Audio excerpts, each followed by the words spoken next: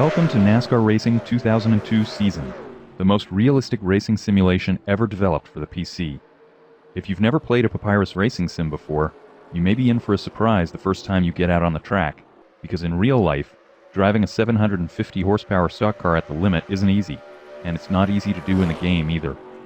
You can't expect to become a master at it overnight. First, you need a solid understanding of the basics, and that's where these driving lessons will help.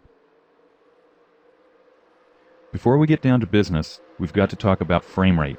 Frame rate is a measure of how many times per second your screen gets redrawn in order to keep pace with the action. To find your frame rate, just press the F key while you're driving. Your frame rate will be shown in the upper right corner of the screen. Ideally, you'll want this value to stay above 30 at all times. When your frame rate dips below 20, the game will start to become choppy, and your controller movements will become delayed, making it much easier to lose control of the car. NASCAR Racing 2002 season includes a variety of graphic and sound options that will reduce the load on your system and get your frame rate up where it belongs. Going from 32-bit to 16-bit color can give you a large boost in frame rate. Going to a lower resolution, reducing the mirror detail level, reducing the drawing distance, reducing the number of opponent cars displayed, and disabling graphic effects like smoke can also do wonders for your frame rate. Okay, now it's time for some driving tips. First one is very simple. Don't go too fast. This is a common mistake made by almost everyone. You've got to remember that in this game, you can't just hop in the car, mash the gas pedal to the floor, and have it steer like a slot car. Here, you're sitting on top of a 750 horsepower rear-wheel drive beast that has been modeled to behave as realistically as possible. So remember, just like when you first started driving for real, take it easy out there and pay close attention to how the car reacts to your control inputs. You'll want to start out at a nice wide track with long turns that will force you to let up off the throttle. Try Michigan or California for starters. The second driving tip is not as obvious, but it's important to understand. At high speed, the throttle and brake are used to steer the car. In normal low-speed driving, when the tires have plenty of available grip, the steering wheel controls the steering and the throttle and brake control speed. But what happens when the speed increases to where the tires reach the limit of their grip? At that point, the car's rotation is controlled more by how much weight is on the front and rear wheels, not the steering angle. Braking will cause weight to shift to the front of the car, making it want to turn more. Applying the throttle will cause weight to shift to the rear of the car, making it want to turn less. Here's an example. As the car goes through the corner, we'll keep the steering angle the same, but we'll let up on the throttle. Watch as the car pulls to the inside. This time, we keep the steering angle constant, but we'll add some throttle. This time, the car pushes to the outside. When the tires exceed their grip limit and lose traction, the opposite effects occur. Too much brake will cause the car to plow forward and refuse to turn. Too much throttle will cause the rear of the car to snap around and spin. If you want to master car control, and you have to master car control if you want to win races, you'll need to properly anticipate these effects and compensate for them by using the steering wheel. For these reasons, it's important for you to be smooth with the steering, throttle, and brake. Just as you wouldn't violently jerk the steering wheel back and forth, don't jump on and off the throttle and brake suddenly. Instead, do what the pros call rolling into and out of the throttle and brake. Apply them gradually and come off them gradually, and you'll have fewer unscheduled meetings with the wall. Being smooth will also help you preserve your tires. That means fewer pit stops, and fewer pit stops will help you win races. Here's another tip that will not only help you out on the racetrack, but out on the street as well. As you're driving around the track, concentrate not on where you are, but on where you will be in the next 4 to 5 seconds. When you see the next corner in the distance, visualize steering into it, taking the correct line through it, and coming out of it. You'll be able to set up for the corner earlier, and any corrections you may need to make will be less drastic because you'll be making them earlier rather than at the last second. You'll also have more time to avoid any trouble that may be developing up ahead. Look for the shaded racing groove on the track. That will show you the quickest line through each corner. Visualization is definitely important, but don't rely solely on your eyes out there. Your ears are just as important when it comes to getting the most out of your car. Listen to your car as you go through the corners. Are the tires squealing like crazy? If so, you're going too fast. On the other hand, if they're not squealing at all, you're probably going too slowly. You want to shoot for a little bit of squealing, but remember that too much of it can quickly translate to a set of blistered, useless tires. The last fundamental tip we'll cover here is a simple one. Stay out of the garage. You really shouldn't be tinkering with the car's setup until you're able to turn smooth, consistent laps with the default setups that come with the game. Why? Because until you've developed a proven driving technique, and until you've learned to anticipate how the car will react in any given situation, the best car setup in the world can be useless. The only way you can gain this knowledge is through practice. When you get to the point where you can honestly determine that the car's setup and not your driving technique is what's holding you back from better lap times, that's when you should feel free to go ahead and start tinkering in the garage. Until then, stay out of there. As we wrap up this first lesson, here's something you want to keep in mind. When you get out there and start practicing, you're going to make mistakes. Everybody does. Mistakes are part of the learning process, because if you don't make them, how will you find out where the limits really are? The important thing is to learn from those mistakes and try not to repeat them. So when you mess up, don't worry about it, because unlike real life, the only thing that'll get bruised from NASCAR Racing 2002 season is your ego. Like most other sports, auto racing has a language all its own. You'll read it in the game manual, and you'll hear it in these driving lessons and in the track tours, so it's really in your best interest to take some time to learn the lingo. This lesson will explain some of the most commonly heard racing terms, and will serve as your Racing to English dictionary. A push happens when the rear end of the car has more grip than the front. When the car enters a corner, it doesn't want to turn, and instead it tries to drift up the track. If too much speed is carried into the corner, the front wheels will break traction first, causing the car to plow. A pushing condition is also called understeer.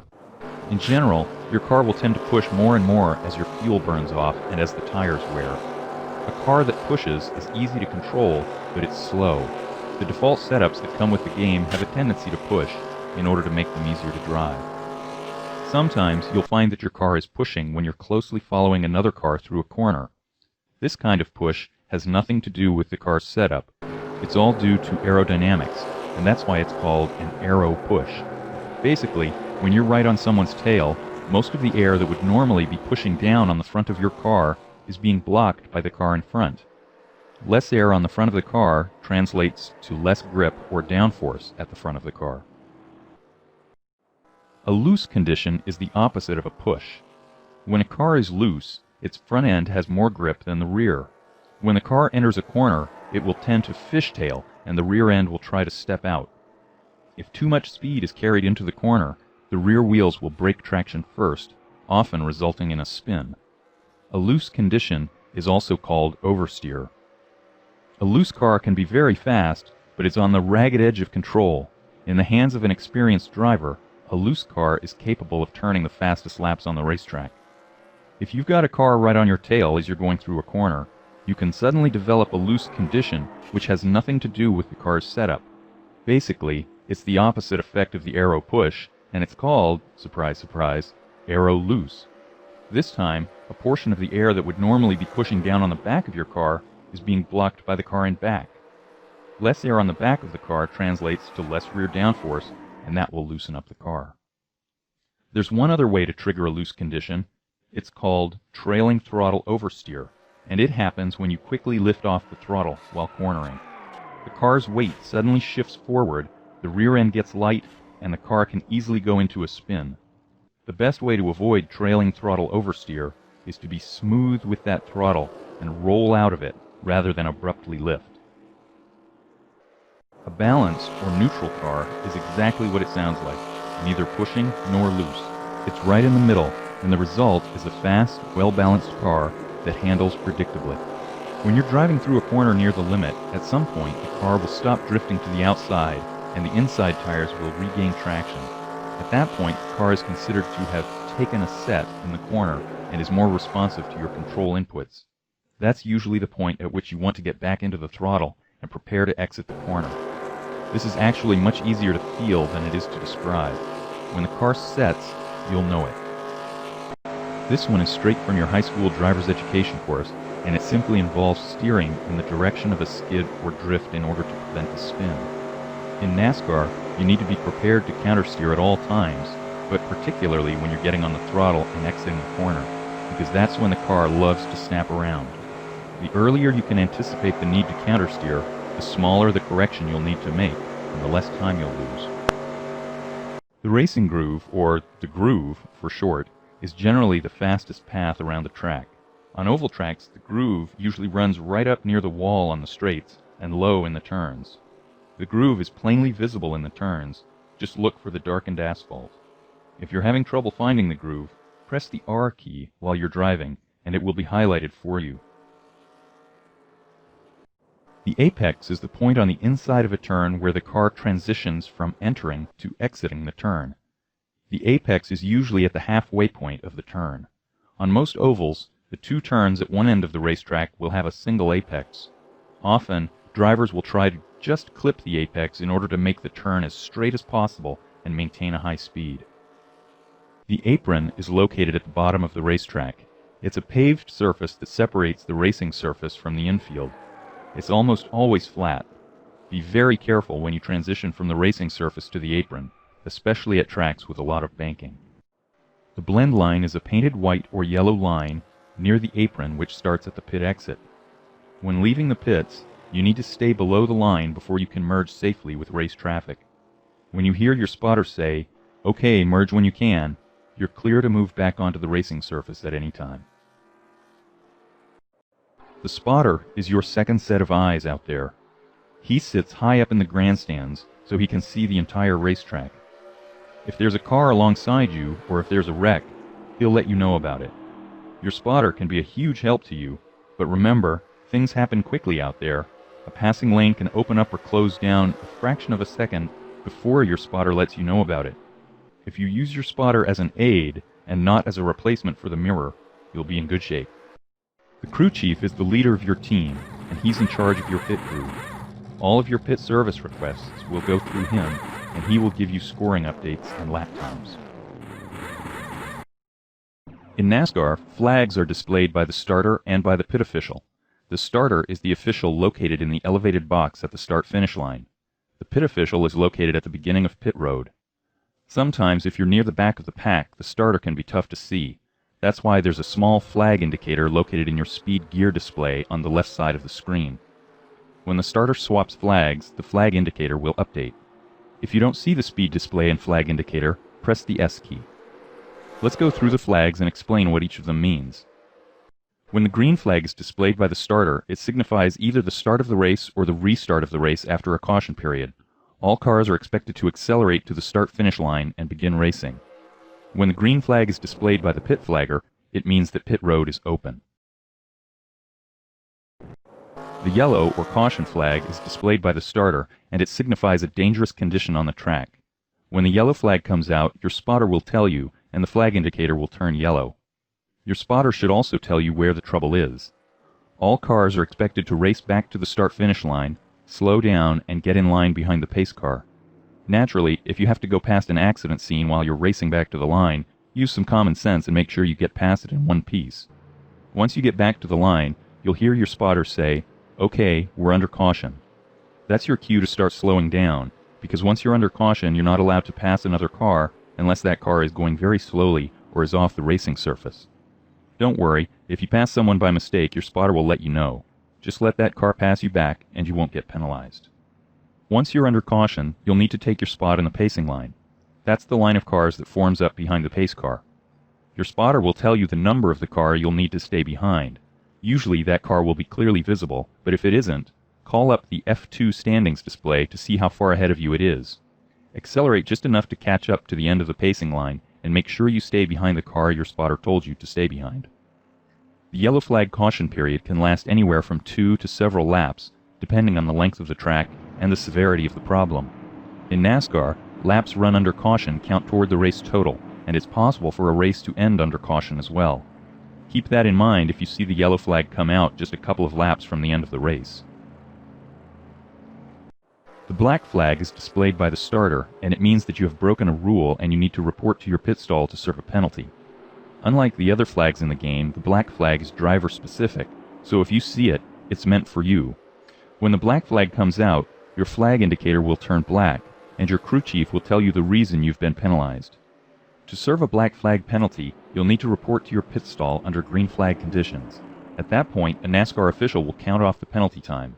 Once it has expired, the black flag will be cleared, and you may continue racing. You'll have a total of 4 green flag laps to come in and serve your penalty. If you fail to do so, you'll be disqualified. If you get a black flag with fewer than 4 green flag laps remaining in the race, and the race ends before you report to the pits, you'll be given a post-race penalty instead. If you rack up multiple penalties, you can clear all of them during a single visit to the pits, but you may be there for a while, because for each penalty beyond the first one, you'll be socked with an additional 20-second premium. One last point about serving penalties. We've already mentioned that you have to serve them under green flag conditions, but there is one very rare exception to that rule. If you happen to be on pit road and en route to your pit stall when the yellow flag comes out, you'll still be able to serve your penalty, even though you'll technically be under yellow flag conditions when you get to your stall. The red flag is shown only by the pit flagger, and it means that pit road is closed. Pit road is closed only under yellow flag conditions, and even then, it's only closed for a short period of time. The white flag is displayed by the starter, and it means that there's 1 lap remaining for the leader of the race. The white flag will come out a second or two before the race leader crosses the line to begin the final lap, so if you happen to be just ahead of the leader at this point, there's a chance that you'll see a white flag that isn't meant for you. Don't be fooled. When you come back around to the start-finish line, your crew chief will let you know that you've taken the white flag. The checkered flag is displayed by the starter, and it means the end of the race. Like the white flag, the checkered will come out a second or two before the race leader crosses the line. If you're just ahead of the leader, there's a chance you'll see the flag, even though it's not meant for you. Again, listen to your crew chief. Once you cross the start-finish line again, he'll tell you that you've taken the checkered flag and the race is over. NASCAR Racing 2002 season includes most of the rules and procedures found in the NASCAR rulebook, and there are quite a few of them. A lot of NASCAR fans aren't familiar with many of the rules, simply because a good portion of them are in effect only under yellow flag conditions, when the TV networks usually take a commercial break. Strapped into the cockpit, the rules are very important. They provide a safe and fair environment in which to race. This lesson will take you through the NASCAR rulebook, step by step. Not all of the rules are enforced at all times. Arcade mode has a relaxed set of rules, and even in simulation mode, most of the rules are disabled in the practice and warm-up sessions. If you break one of the rules during either of those sessions, your crew chief will still let you know about it, but at least you won't have to suffer the consequences the way you would during qualifying or during the race. You have to observe the pit road speed limit. This is probably the most common penalty in the game, and is easily avoided. First, you need to know the pit road speed limit. When you exit your pit stall, your crew chief will tell you the RPM you need to stay under in order to avoid breaking the speed limit. Remember, that value is based on second gear, not first. Second, when you're exiting the pits, wait for your spotter to say, "Okay, you're clear of pit road," before you start to accelerate. Third, and most importantly, you need to practice those pit stops and make sure you give yourself enough time to get down to the speed limit when you exit the racing surface and come down onto pit road. If you break the speed limit on the way to your pit stall, you won't be black flagged, but you'll be held in your stall for 15 seconds. If you break the speed limit at any other point, you will be black flagged, and you'll have to come into the pits and serve a stop-and-go penalty. When exiting the pits, you must merge at the proper time. When you exit the pits, you can't immediately pull back into race traffic. Instead, you must stay down on the track's apron, or as far from the racing surface as possible, and below the blend line until you hear your spotter say, "Okay, merge when you can." Each track has a different merge point, but for the most part, you'll have to wait until the back straight before being allowed to merge. There's a little bit of leeway built into this rule. If you attempt to merge early, you'll hear your spotter say, "Don't merge yet." You'll be given a split second to bring the car back to a legal position. Failure to do so will trigger the penalty. If you break this rule under green flag conditions, you'll be black flagged and you'll have to serve a stop-and-go penalty. Under yellow flag conditions, you won't be black flagged, but your penalty will be to go to the end of the longer pacing line. When you enter the pits, you need to do it properly. Basically, the rule was designed to prevent cars from coming into the pits from the side in an attempt to spend as little time as possible on the speed-limited area of pit road. If you're not sure of the proper procedure for entering the pits, just start a practice session and watch one of the computer-controlled cars do it. Homestead is the only track in the game that requires the use of a special access road in order to pit legally. If you break this rule, you'll be black flagged and you'll have to come in and serve a stop-and-go penalty. You can't enter the pits when they're closed. This one's simple enough. You have to wait until the pits are open and you're eligible to pit before you can make a pit stop. This rule applies under yellow flag conditions only. When the yellow comes out, the pits close. If you're near the pits when it happens, you'll see the pit flagger display a red flag. The pits remain closed until the pace car comes around and passes the pit entrance. At that point, cars that are on the lead lap may come in and pit. All other cars must wait until the following lap, at which point the pits will be open for all cars. If you're already on pit road when the yellow flag comes out, you won't be penalized for entering a closed pit. If you break this rule, you won't be black flagged, but you'll be sent to the end of the longer pacing line. You can't pass the stop-go man. This is another simple one, and it also applies only in races with yellow flags. The stop-go man is a NASCAR official positioned at the end of pit road.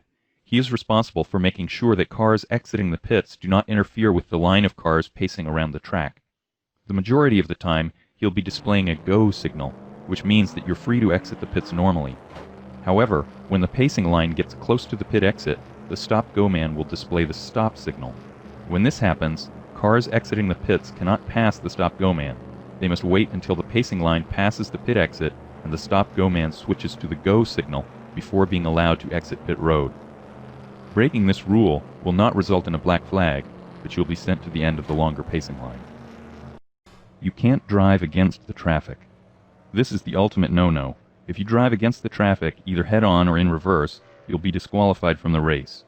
There is a buffer built into this rule to account for those times when it may be necessary to briefly drive against traffic in order to get back onto the track after a nasty spin or similar off-road excursion. You can't pass under caution. After the yellow flag comes out and you have raced back to the start-finish line, you are considered to be under caution. Once you're under caution, you aren't allowed to pass, and that includes the pace car too. There are two exceptions to this rule. Cars that aren't on the racing surface may be passed, and cars that are on the racing surface but which are going too slowly also may be passed. If you're not sure whether or not you should pass someone, it's better to pass and be told to fall back, rather than not pass and potentially cause a mess for all the cars behind you. Your spotter will make your life a lot easier here. Listen to him, and you won't go wrong. If you do pass someone under yellow, you'll have until the green flag flies to get back into the correct place in line. If you don't, you'll be black flagged. The penalty time will be just long enough to offset any advantage you gain. You can't pass the leader before the start-finish line on a start or restart. If you are at the front of the pacing line, in the line opposite the leader, you aren't allowed to pass the leader until he crosses the start-finish line. This rule is designed to give the leader an advantage on starts and restarts. If the leader is going too slowly, or suddenly decides to brake before the start-finish line, this rule is ignored. This is done to prevent the leader from intentionally trying to get the car in the other row to beat him to the line by braking at the last moment. Breaking this rule triggers the black flag, and you'll have to come in and serve a stop-and-go penalty. You can't pass a car in the same pacing line on the inside before the start-finish line. Huh? Actually, this one is pretty simple. On a start or restart, if you want to pass a car that's in your pacing line, you can't do it on the inside until you get to the start-finish line. Passing on the outside is okay, but you'll find that experienced drivers will guard against this tactic. This rule is in place in order to prevent people from hanging back at the start and trying to time the green flag so that they can just zoom by everybody before they get to the first corner. Again, this rule is ignored if the car in front is going too slowly. Your spotter will let you know. Breaking this rule will result in a black flag stop-and-go penalty. You can't drive around with a heavily damaged car. NASCAR does not allow cars that are heavily damaged to continue driving around the track, so if you're damaged to the point that you're dropping debris or fluids on the racetrack, you can expect to see the black flag. In this case, your pit crew will have to repair your car to an acceptable state before you'll be allowed back onto the track. Sometimes you may be damaged to the point that it won't be possible for the crew to repair your car. In this case, you'll have no alternative but to retire from the race. This type of black flag penalty is the only one which may be cleared under yellow or green flag conditions. After all, NASCAR doesn't want cars dropping debris all over the racetrack for an entire caution period. When you race with yellow flags turned on, you'll need to decide whether or not you'd like to use single file or double file restart rules.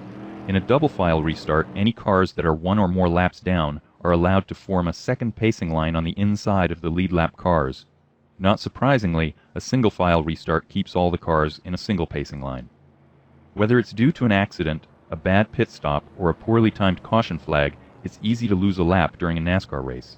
Getting back onto the lead lap is much easier if you can take the restart from near the front of the field rather than from behind a long line of lead lap cars. That's precisely why NASCAR introduced double file restarts. It gives cars a better chance of getting back onto the lead lap. NASCAR uses double file restarts almost all of the time. There are only two exceptions. First, they aren't used if there are fewer than 10 laps remaining in the race, and second, they are never used at the road courses.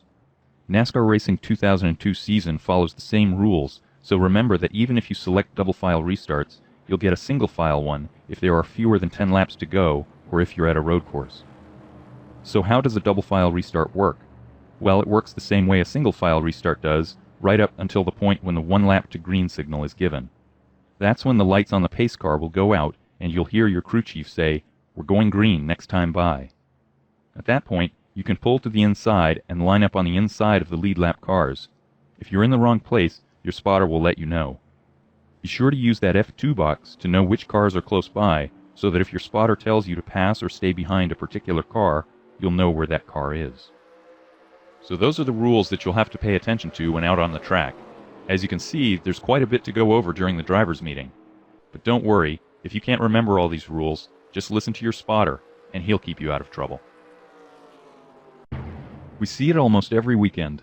Some driver's got a great car and he's been running near the front all day long. The laps are winding down, and he comes into the pits for one last stop. Then something goes wrong. He overshoots his pit stall, or he parks too close to the pit wall, or he breaks the pit road speed limit. Suddenly, his hopes for a win are gone. Not because he wasn't fast enough, but because of a bad pit stop. Good pit stops don't just happen. They require concentration, precision, and above all else, practice. Every second you spend in the pits translates to hundreds of feet out on the racetrack. A pit stop involves a lot more than the 15 seconds or so that it takes your crew to add fuel and change tires. This lesson will break the pitting process down into several steps, and it will give you tips for getting through each of those steps as quickly as possible. Before we go through those steps, there are a couple of things you need to know, like where your pit stall is. Yeah, it doesn't get much more basic than that, but remember, chances are good that the stall you used in practice won't be the one you'll be using in the race. Why? Because for the warm-up session and also for the race, pit stalls are assigned by qualifying order. The fastest qualifier gets the pit stall closest to the pit exit. The next fastest qualifier gets the stall immediately behind him, and so it goes all the way down to the end of the field. So if you have a warm-up session, pay attention to where your stall is, because that's where it will be during the race, too. If you decide to skip warm-up, just remember where you qualified, and that will give you a general idea of how far down pit road your stall is. Making a good pit stop involves more than just executing the fundamental techniques that you'll find in this lesson. It also takes a good feel for the specific challenges you'll be facing at each particular track. Every track is different. Some have nasty transitions between the racing surface and the apron that can easily throw the car into a spin, while others have smooth transitions that can be made at higher speed. Some tracks have pit access and exit roads that you need to use. Some tracks have one pit lane and some have two. The pit road speed limit at each track can vary from 35 to 65 miles per hour, so make sure you know what it is. Okay, so now it's time to make a pit stop. Step number 1 consists of pulling off of the racing surface, getting onto pit road, and slowing down to the pit road speed limit. Simple, right? Well, not always. First of all, you want to make sure that you don't have any cars in the way when you duck down off the racing surface. Be sure to use your mirror to watch for any last-second surprises. When you come down off the racing surface and onto the flat part of the track called the apron, try to be smooth with the controls, especially the brake. You'll be braking and turning as you make that transition, so it'll be easy to send the car into a spin. As you're bringing the car down toward the pit entrance, you want to look for a white or yellow line that usually crosses pit road just before the pit stalls begin. That line is the point at which the pit road speed limit goes into effect. You want to try to time your braking so that you get down to the pit road speed limit just before you reach this line. This part of the pit stop is the riskiest one, no doubt about it, But it can also be the most rewarding one too, because if you time everything just right, you can save a lot of time. Step number 2 involves traveling down pit road to your pit stall. This can be tricky, especially if a bunch of cars are all pitting at the same time, as is often the case after a caution flag. Each pit road has 2 lanes. You'll want to stay in the outermost lane until you get just a few stalls away from your pit stall. At this point, move over a lane. That will set you up for a nice smooth approach into your pit stall. Step number 3 involves pulling into your pit stall and parking your car in the proper position. If you don't park within the boundaries of your pit box, you won't be able to get any pit service. Even if you are inside the pit box, you can't get too close to the inside pit wall. If you do, your pit crew won't be able to change your inside tires. To park in the right place, use your pit sign as a guide. As you pull into the stall, your pit sign man will lower the sign across the front of the stall.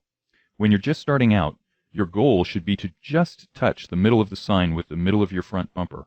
If you do this, you'll park in the right place every time.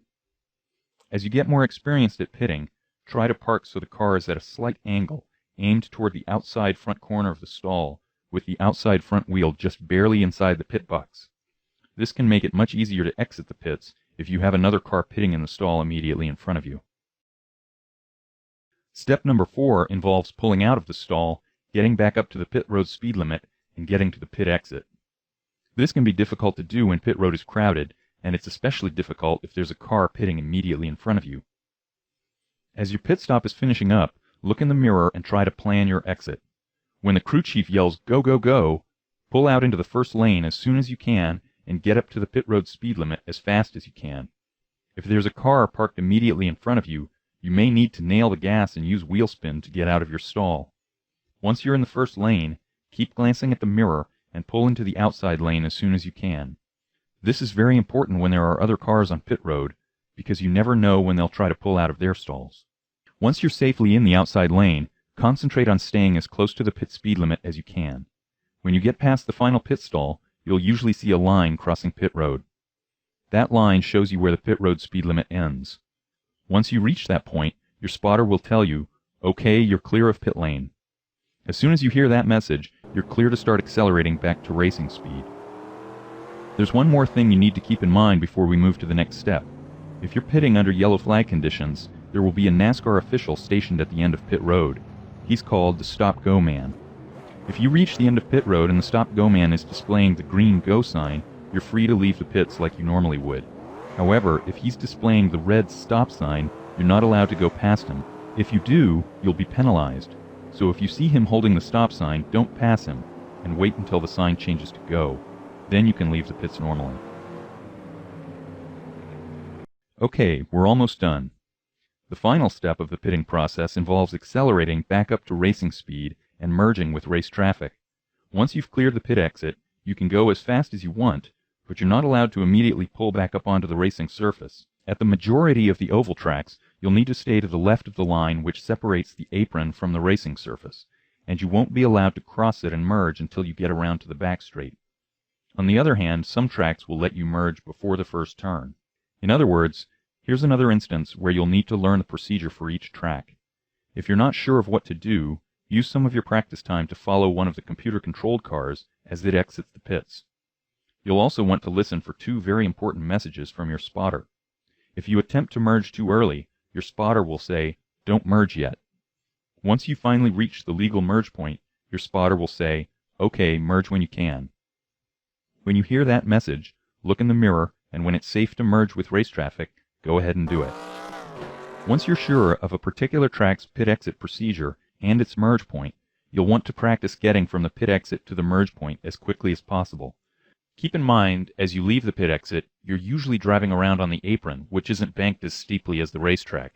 You're also in a low gear, so it's very easy to apply too much throttle and spin the car. It takes a lot of care at pit exit up until you get to the back straight to make sure that you don't end up in the wall. Well, that just about wraps it up. Practicing your pit stops may not be the most exciting thing in the world, but hopefully you now understand just how important it is. Just a few minutes of pitting practice can save you precious seconds when the time comes to make that pit stop under pressure, and it's a whole lot easier to make up time in the pits than it is to make it up on the racetrack. Drafting, or slipstreaming, is a technique in which two or more cars race nose to tail as closely as possible. The lead car breaks the air in front and creates a vacuum between its rear end and the second car's nose. This vacuum pulls the second car toward the back of the first. As the second car gets closer to the back of the first, the aerodynamic drag on the lead car is reduced. The net effect is that both cars become faster than they would be if they were racing by themselves. How much faster? Well, at the restrictor plate tracks, where the drafting effect is magnified due to the less powerful engines being used, two experienced drivers drafting together can make up about 2 seconds per lap on an experienced driver who is running by himself. By being patient and staying in line, a group of 2 or more cars can run down a single car very quickly. Conversely, 2 cars running side by side will create drag and slow both of them down. Use this knowledge to your advantage. If you're part of a draft train and you see a couple of cars up ahead battling and racing side by side, stay in line and just watch how quickly you reel them in.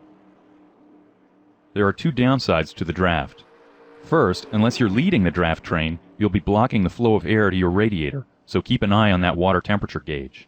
If it really starts to skyrocket, you'll need to get some fresh air into the radiator to cool things down. If you're really good, you can do this without giving up your spot in line. Pull out from behind that car in front of you just enough to cool the engine, but not enough to let the car behind you take your spot in line. This takes a lot of practice to pull off, but it's an extremely valuable skill to have because once you've mastered it, you'll be able to put more grill tape on the front of the car than the other guys, and more grill tape equals more speed. The second downside to the draft is that at the restrictor plate tracks, the draft is so strong that it's impossible for a single car to pull away from a group of cars that are drafting together. This means that the field tends to remain bunched together, making it easy for a small mistake to trigger a big accident. That's why patience and discipline are so vital to success at Daytona and Talladega. To master the draft, you'll need to know exactly where the front end of your car is, because once you get up to the back of that other car, at some point you'll need to back off in order to avoid bumping into him. This is critical when you're turning, because any contact at that point is likely to send one or both of you careening up the track and into the wall. For this reason, you'll find that while inexperienced drivers can draft to the point of bumping on a straight, they will back off a lot in the turns. To minimize your lap times, you'll need to figure out just when and where to back off the throttle so that you can stay right on that other car's tail all the way around the racetrack, even in the turns. Drafting is all about momentum. When you're really hooked up with another car or group of cars, you can build up a ton of momentum. To get to the front of the field, you'll need to learn how to recognize who's got that momentum and who doesn't, and try to put yourself in a position so that you're always a part of the group with the most momentum. If you want to pass that car in front of you, you'll need to pull out from behind him and hope that the cars behind you decide to stay with you. If they do, chances are you'll be able to zoom right by.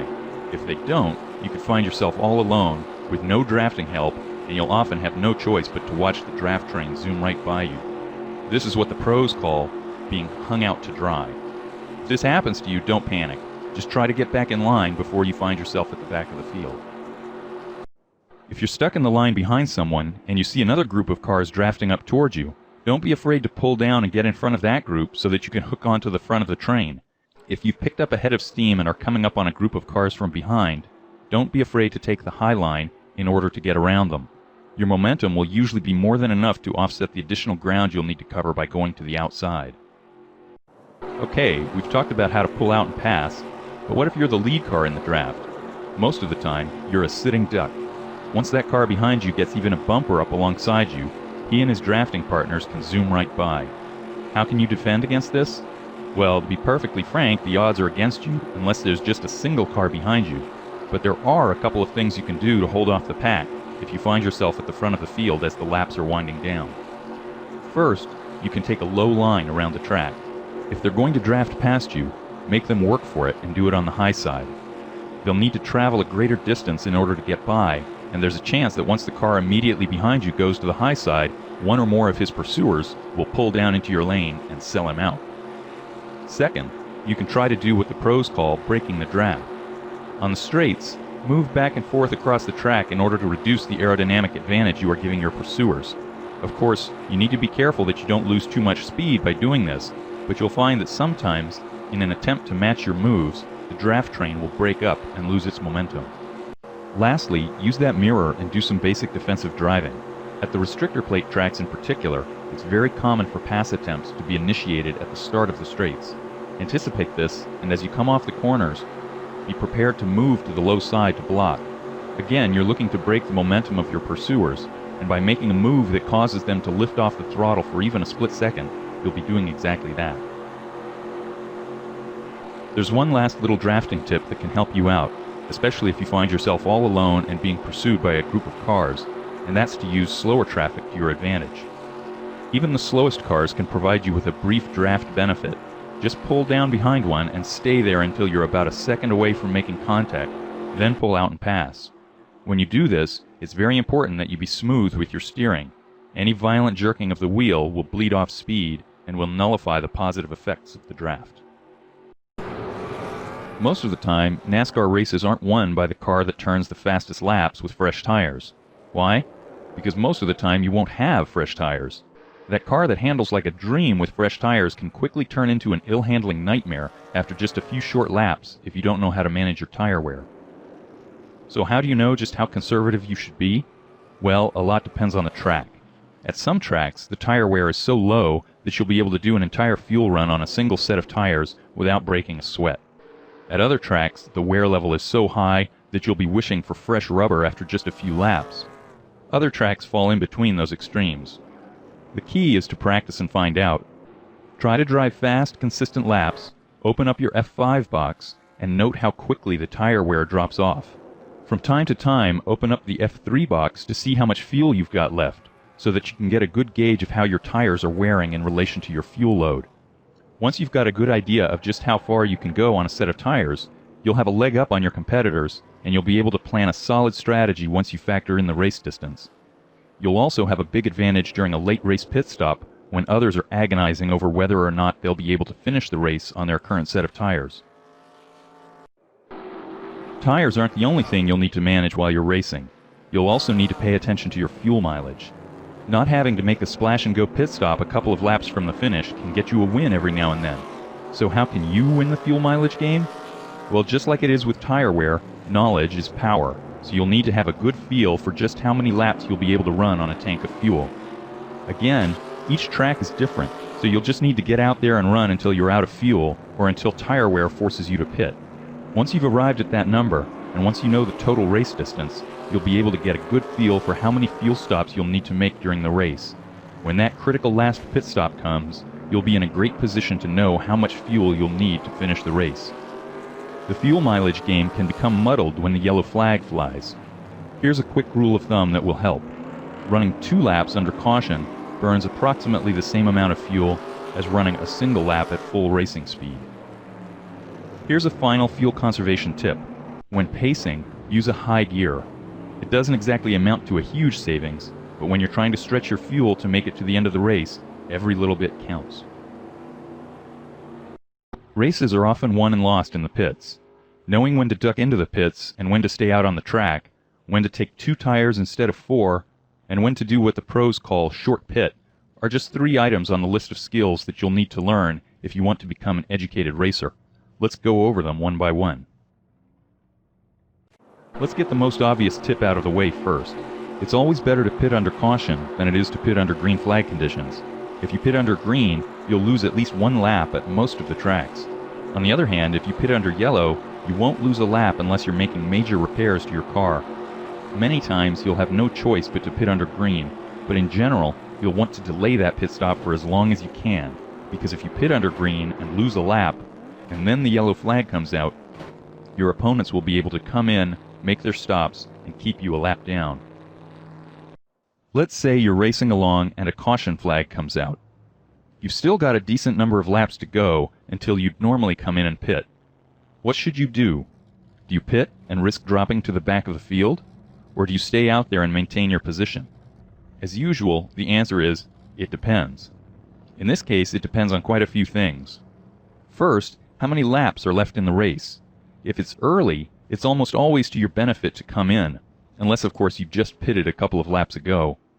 In addition, if coming in will reduce the total number of pit stops you'll need in order to finish the race, you'll want to do it. As the race progresses, track position becomes more important, so as the laps start to wind down, you'll want to gradually lean more in the direction of not pitting. Second, how are your tires and fuel holding out? If you're close to making a stop anyway, you'll usually want to come in and take advantage of the caution flag. If it's late in the race and you think you'll be able to make it to the end, you may want to stay out there. Third, where are you in the standings? If you're at the front of the field, you're more likely to want to stay out there. On the other hand, if you're near the back of the line, you'll probably want to come in, because you'll need to pass far fewer cars, if any, in order to get back to your old position. Also, if you're at the very end of the line, you may want to come into the pits again as the field goes to 1 lap to green, just so that you can top off your fuel one more time. If you're going to be at the end of the line anyway, you've got nothing to lose by doing it. Fourth, where are you racing? If you're at a track where it's tough to pass, or where running on worn tires doesn't slow you down that much, you'll want to lean towards staying out. If you're at a track where passing is easy, or where worn tires translate to a big performance penalty, you'll be more likely to come in. Finally, what's everyone else doing? If you're in contention and you see the entire field coming into pit, you're probably going to want to follow suit, because if you don't, all those cars will have fresh tires and will essentially turn you into a sitting duck when the green flag flies. As you can see, it's not always easy to decide whether or not to come in and pit. There's always the chance that coming in and making a stop will put you so far back in the field that you won't be able to catch up to the leaders. And there's always the chance that staying out there will do nothing but ensure that you get blown into the weeds on the restart. The good news is that at least now you know all the factors you'll need to consider when the time comes to make that important call. One of the biggest decisions you'll face when you come into the pits will be how many tires to take.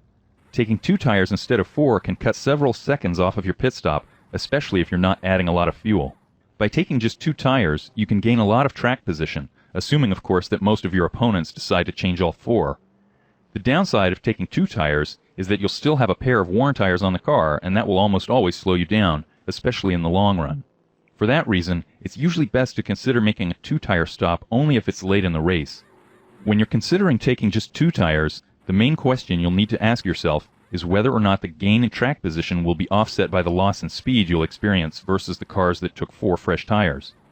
At tracks where it's difficult to pass, you'll be more likely to take 2 tires simply because it will be easier for you to defend against losing those positions you gained. If you're like most people, chances are good that you won't be running full-length races. Many people like to set up their races to be just long enough to require 1 pit stop. For example, let's say that a particular track usually requires a pit stop between laps 35 and 40, and the race length has been set to 50 laps. In that case, you may want to do what's called short pitting, and come into the pits before tire wear or fuel use force you to come in at the usual time. Why would you want to do this? Well, it's simple really.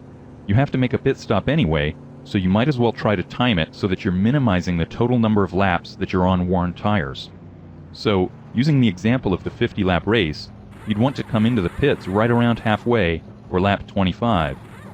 Of course, this strategy can be very dangerous during races with yellow flags, because it makes it easy for a poorly timed caution to put you a lap down. However, if you're racing with yellows turned off, you'd really be crazy not to do it. There's one final little bit of pitting strategy that's worth mentioning. If you're running for the championship, you'll get 5 bonus points for leading a lap. Sometimes the best way of getting those points is during a caution period, when all the cars in front of you decide to head for the pits. By staying out on the track, you can lead a lap and get credited with the bonus. Of course, the downside to doing this is that if you need to make a stop during that caution period, you'll have to do it on the following lap. By that time, the field will have caught back up to you. By the time you come in, pit, and come back out, you'll usually find yourself at the very back of the field. This may seem like a heavy price to pay for a measly 5 points, but if it's early in the race, or if there aren't a lot of cars on the lead lap, it can be a smart move, especially if you're off the pace and you think it's only a matter of time before you get put a lap down. Racing is an activity that is part man, part machine. Great controversy rages over just how much man versus how much machine it takes to win. One thing is certain, a great car is useless unless driven by a good driver, and at the top levels of racing, a great driver has no chance without a good car. NASCAR Racing 2002 season provides you with a good car. It actually provides you with an infinite number of good cars, which is a pretty good deal. Your car can be changed in many ways by tinkering in the garage or in the pits. A car's setup is a particular set of choices about all these changes. In the garage, you can select one of several default setups which provide a predictable, good car to drive without having to know the details, or you can dive into the details. This lesson will cover a few key ideas that are good to know as you start tinkering in the garage. Until you feel that you have mastered driving these cars, you may not be able to tell when you have changed something for the better or worse. Before changing anything in the garage, work on driving consistent, repeatable laps. Only when you can do this will you be able to pinpoint how a particular change in the garage affects your car's handling. Really fast setups can require considerable skill, and the beginning driver is likely to think a great car is an awful one. In short, until you are a good driver, don't worry about trying to make a great car. The default setups can help you become a good driver. The easy setup is made for the beginning driver. It will track in a straight line with the steering wheel centered, and the front tires will tend to start sliding first, making the car behave more like a street car. It's best to start with the easy setup and stay with it until you can put the car where you want it on the racetrack. Once you are able to lap consistently, try switching to the intermediate setup. This is more like a real oval car setup, and it will pull to the left down the straights. Once you get the hang of this, switch to the fast setup. Now you will need to develop the skill to balance the car while it's skidding around the turns. When you're looking for even more speed, it's time to go to the garage. As you can see, there are a lot of changes you can make in the garage. Clicking the right mouse button over any of the items will show you a short explanation of that item's effects on the car. The settings generally involve three things: trying to stick the tires to the road better, finding a balance between grip and top speed, and finding a balance between speed and reliability. Most of the settings in the garage are for fiddling with how well the tires stick to the road. The more grip the tires have, the faster you can go in the corners, and the fastest driver in the corners usually has the highest average speed for a whole lap.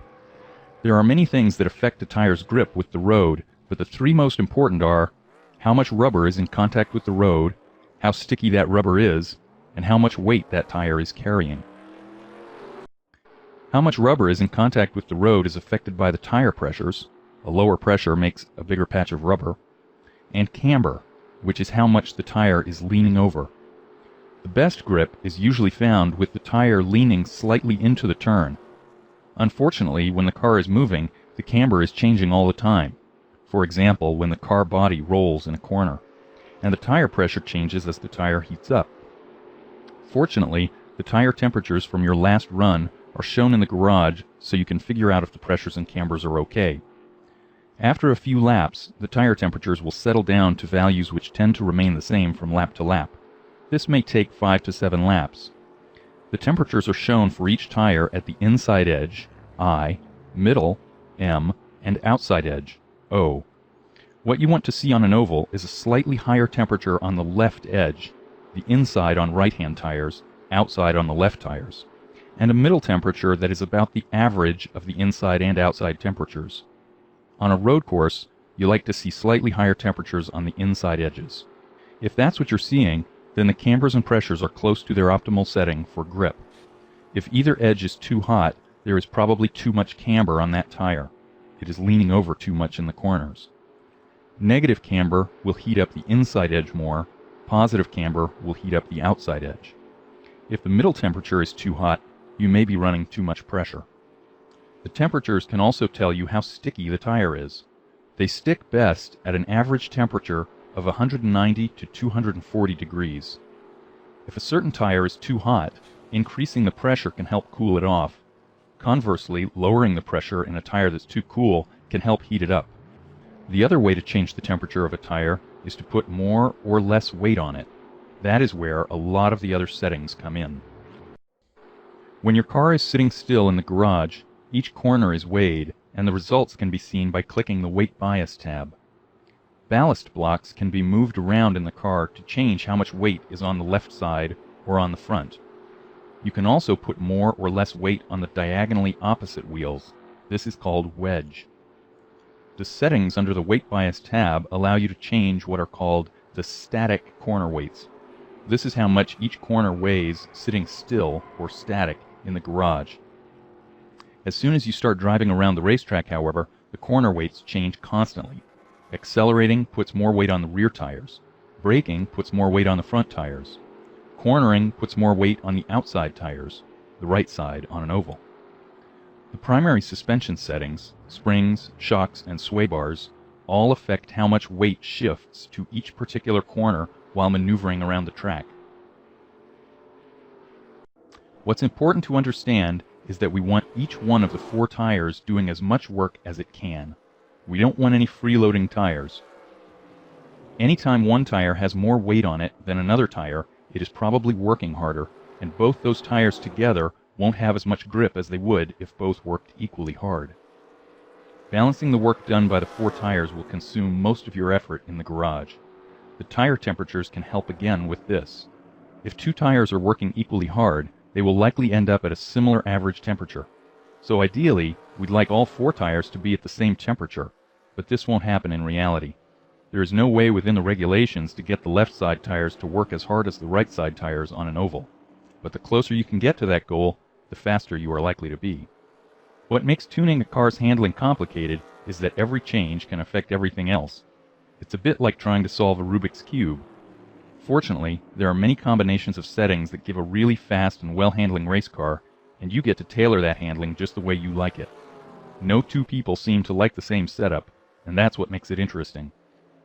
Once you're lapping consistently and have decided to poke your head into the garage, don't be afraid to play around.